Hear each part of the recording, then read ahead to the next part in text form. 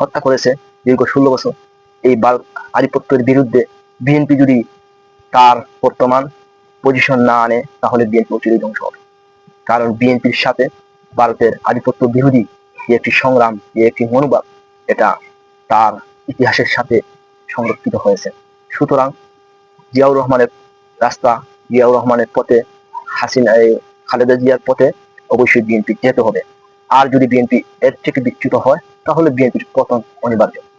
আমি যেইটুকু বললাম কোনো বাড়তি কথা বললাম না। যারাই ভারতের বিরুদ্ধে কথা বলেছে, জিয়াউর রহমানকে হত্যা করেছে, খালেদা জিয়াকে বিনা চিকিৎসায় মেরে ফেলেছে ভারত আবার বললাম ভারত সরকার।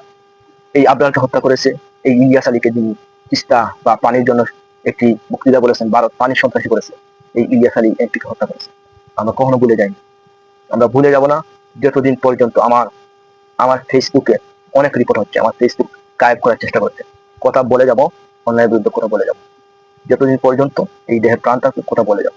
ভারতের আধিপত্যবাদ বিরোধী এবং ভারতের এই বাংলাদেশের বিরুদ্ধে যে ধরনের সন্ত্রাস কার্যক্রম করেছে সবগুলোর বিরুদ্ধে কথা বলে যাব।